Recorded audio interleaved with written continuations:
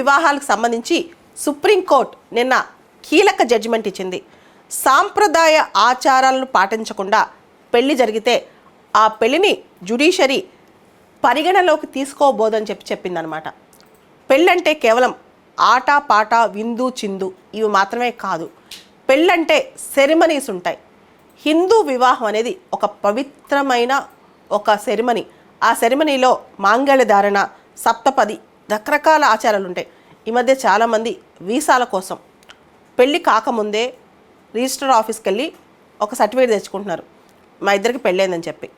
అది ఎట్టి పరిస్థితుల్లో తప్పు. ఒకవేళ కనుక అలా సర్టిఫికేట్ తెచ్చుకున్న తర్వాత నిజంగా పెళ్ళి జరగకపోతే ఆ పరిస్థితి ఏంటి, వాళ్ళకి పిల్లలు పుడితే ఆ పరిస్థితి ఏంటి, దీనికి సంబంధించి సుప్రీంకోర్టు అనేక ప్రశ్నలు కూడా వేసిందనమాట. నిన్న సుప్రీంకోర్టు ధర్మాసనం ఒక కేసులో ఒక భార్య భర్త ఎటువంటి ఆచారం లేకుండా పెళ్లి రిజిస్టర్ చేసుకున్నారు. అసలు హిందూ వివాహంలో రకరకాల సెరిమనీస్దే కీలక పాత్ర. పెళ్ళి అంటే ఒక స్పిరిచువల్ ఈవెంట్ అనమాట. పెళ్ళికి ఆ సెరిమనీస్కే చాలా అర్థం ఉంటుంది. అటువంటి సెరిమనీస్ లేకుండా మీరు సర్టిఫికేట్ తెచ్చేసుకుని పెళ్ళైందని ఎలా చెప్తారు అని చెప్పి సుప్రీంకోర్టు ప్రశ్నించింది.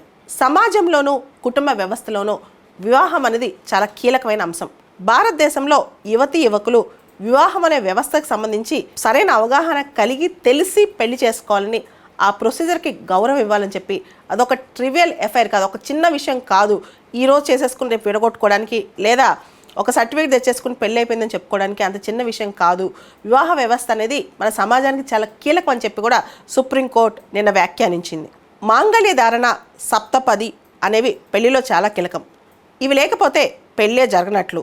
తాజాగా ఇదే విషయం సుప్రీంకోర్టు కూడా చెప్పేసింది. సాంప్రదాయ ఆచారాలు, సెరిమనీస్ లేని హిందూ వివాహం చెల్లదని సర్వోన్నత న్యాయస్థానం స్పష్టం చేసింది.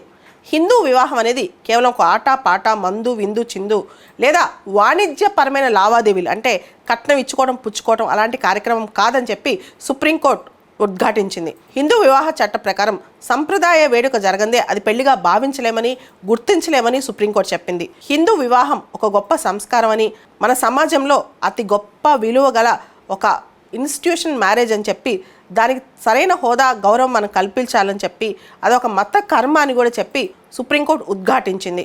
ఈ మేరకు సాంప్రదాయబద్ధంగా వివాహం చేసుకొని ట్రైనీ కమర్షియల్ పైలట్స్ కేసులో justice BV Nagarathna, justice Augustine George Masih ధర్మాసనం చెప్పింది. భారతీయ సమాజంలో వివాహం ఎంతో పవిత్రమైనది. ఇందులోకి ప్రవేశించక ముందే యువతీ యువకులు లోతుగా ఆలోచించాలి. ఈ ఇన్స్టిట్యూషన్కి రెస్పెక్ట్ ఇవ్వాలి. పెళ్లి అనేది పాటలు, డ్యాన్స్, విందు, మందు కోసం జరిగే కార్యక్రమం అనుకోకూడదు. లేదా అనవసరమైన కట్న కానుకలు డిమాండ్ చేసి మార్పిడి చేసుకునే సందర్భం కూడా కాదు. వివాహం అనేది వాణిజ్యపరమైన లావాదేవీలు జరుపుకునే ఒక ఇచ్చిపుచ్చుకునే బిజినెస్ కాదు. భారత సమాజంలో వివాహ వ్యవస్థ అనేది ఒక ప్రాథమిక వ్యవస్థ.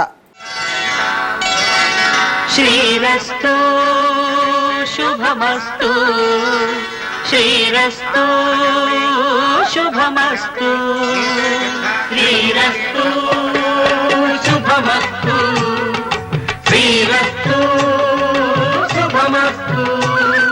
శ్రీకారం చుట్టుకుంది పెళ్లి పుస్తకం, ఇక ఆకారం దాచుతుంది కొత్త జీవితం. శ్రీకారం చుట్టుకుంది పెళ్లి పుస్తకం, ఇక ఆకారం దాచుతుంది కొత్త జీవితం. భవిష్యత్తులో కుటుంబ వ్యవస్థ అభివృద్ధి చెందటానికి, భార్యాభర్తలుగా స్త్రీ పురుషులు హోదా పొందటానికి, దాంతోపాటు వాళ్ళ యొక్క సంబంధం బలపడటానికి ఇది ఒక బలమైన పునాది అని చెప్పొచ్చు. వివాహ వ్యవస్థకి అంతటి శక్తి ఉంది. ఇద్దరు వ్యక్తుల మధ్య జీవితకాల గౌరవం, ఏకాభిప్రాయం, ఆరోగ్యకరమైన కలయిక ఇవన్నీ కూడా ఒక వివాహ వ్యవస్థ వల్లే సాధ్యమని చెప్పి సుప్రీంకోర్టు అభిప్రాయపడింది. అంతేకాదు వివాహ వ్యవస్థ సంతానోత్పత్తి సులభతరం చేస్తుందని, కుటుంబాన్ని ఏకీకృతం చేస్తుందని, వివిధ వర్గాలలో సోదరభావాన్ని పటిష్టం చేస్తుందని అభిప్రాయపడింది సుప్రీంకోర్టు. ఋగ్వేదం ప్రకారం సప్తపది పూర్తి చేసిన తర్వాతే వరుడు మనం 7 అడుగులతో స్నేహితులుగా మారాం, ఎట్టి పరిస్థితుల్లోనూ ఈ బంధం విడిపోదని వధువుకు చెప్తాడు. భార్య తనలో సగం అర్ధాంగిగా పరిగణిస్తుంది, కానీ తనకు తాను అంగీకరించి జీవిత భాగస్వామి అవుతుందని చెప్పి ధర్మాసనం చెప్పింది. అంటే ఇద్దరు ఇక్కడ 7 అడుగులు నడిచిన తర్వాత ఒకరికొకరు జీవిత భాగస్వాములు అవుతారనమాట. హిందూ వివాహ చట్టం అనేది మన దేశంలో 1955 నుంచి ఉందన్నమాట. Hindu marriage act. Hindu marriage act ప్రకారం కేవలం హిందువులే కాదు, లింగాయత్తులు, ఆర్య సమాజం, బౌద్ధులు, జైనులు, సిక్కులు కూడా వాళ్ళ ఆచారాలకు సంబంధించి కూడా దీనిలో కొన్ని హక్కులు ఉన్నాయి.